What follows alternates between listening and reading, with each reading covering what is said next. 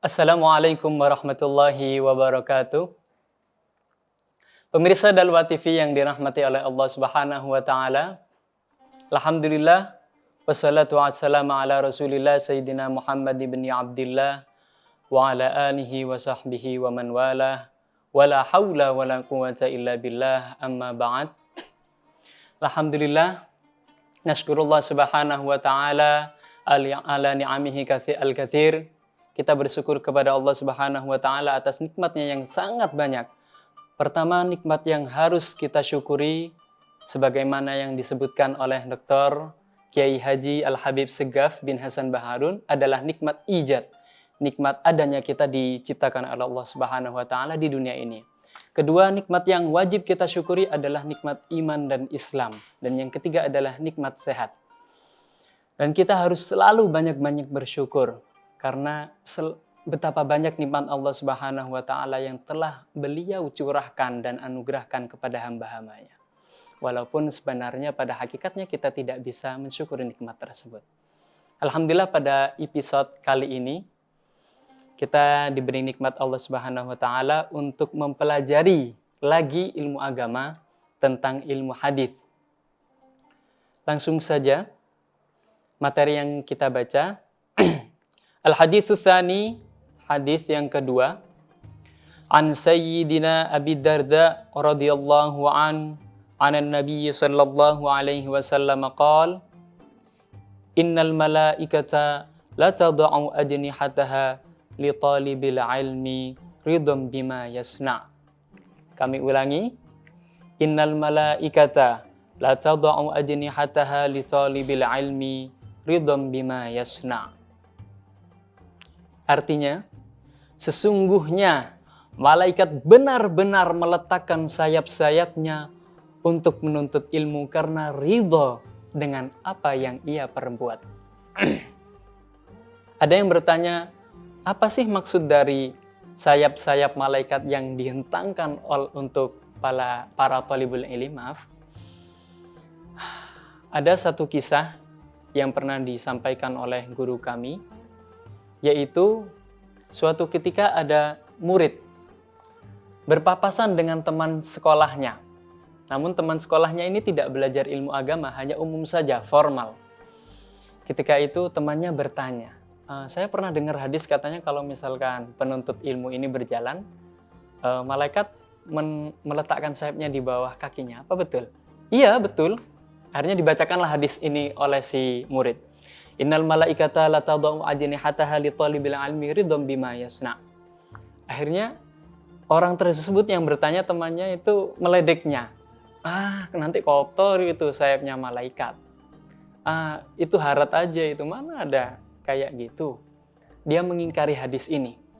Kemudian ada hal yang tidak diduga-duga. Ketika ia pulang, si orang ini, temannya ini yang tidak belajar ilmu agama, pulang menuju rumah atau kemana, tiba-tiba Allah membukakan hijabnya. Ternyata, sayapnya malaikat itu benar-benar dibentangkan untuk thalibul ilmi. Dan dia melihat dengan mata kepalanya sendiri dan saat itu, seketika itu pula dia jatuh pingsan.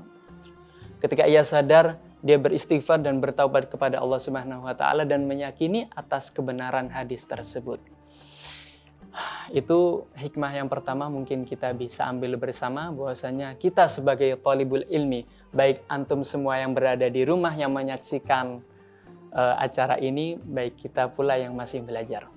Semoga kita dijadikan oleh Allah Subhanahu wa taala santri atau penuntut ilmu yang diridhai oleh beliau. Amin. Kemudian ada salah satu cerita yang sangat menarik. Kenapa sih malaikat rela meletakkan sayapnya untuk menjadi alas pijakan untuk thalibul ilmi? Salah satu yang cerita kita dapatkan yang diceritakan langsung oleh Dr. Andes Kiai Haji Al-Habib Segaf bin Hasan Baharun. Ketika itu beliau bercerita kepada kami yang tengah duduk di masjid, santai belajar ketika maghrib bersama teman-teman para santri Dalwa. Beliau bercerita ketika Abuya Hasan masih hidup, 3 hari sebelum Abuya wafat, beliau memanggil anak-anaknya. Anak-anakku sini semua. Baik itu yang dari anak pertama, dari Abu Yazen, Habib Segaf, Habib Hussein, Habib Ali Baharun, dan lain-lainnya. Perlu antum ketahui anak-anakku, kata Abu Hasan, tidak semua barang di pondok, baik itu bangunan, kendaraan, atau apapun, itu murni milik pondok. Tidak, ada sebagian memakai harta abi, kata Abu Hasan.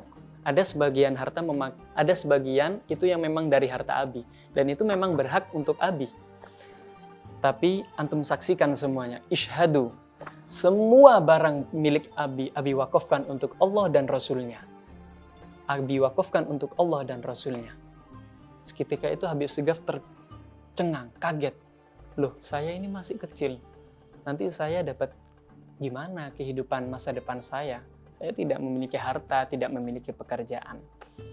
Dalam hati beliau. Kemudian Abu Hasan melanjutkan, memang Abu Hasan tidak mewarisi uang, harta, dan lain sebagainya. Tapi Abi, kata Abu Hasan, menitipkan ilmu. Dalam hadis disebutkan, innal anbiya'a lam yuwarrithu dinaran wala dirhaman, innama warrathu al-ilm. Para nabi, para rasul, mereka tidak mewarisi uang sepersen pun, akan tetapi mewarisi yang namanya sebuah ilmu. Dengan ilmu ini kita bisa meraih cita-cita prestasi tertinggi, yaitu ridha Allah dan Rasulnya. Ternyata dapat kita saksikan bersama pemirsa Dalwa TV, baik antum atau kami yang masih belajar di sini, bahwasanya hadis yang dibawakan oleh Rasulullah SAW, hadis yang pernah diucapkan dari mulut beliau yang mulia, terjadi saat ini. Abu Hasan tidak meninggalkan sepersen pun untuk anak cucunya. Tidak meninggalkan mobil, uang, HP, pakaian, dan lain-lain.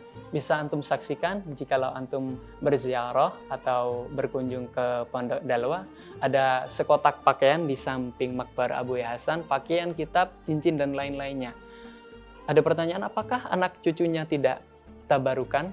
Jawabannya, kepingin. Akan tapi Abu Yahya telah melafadzkan lafadz tersebut. Aku wakafkan semua barangku yang ada untuk Allah dan Rasulnya. Hakadam ini kurang lebihnya. Semoga ilmu yang kita pelajari pada saat ini bermanfaat untuk antum semua, para pemirsa, dan kami khususnya. Wassalamualaikum warahmatullahi wabarakatuh.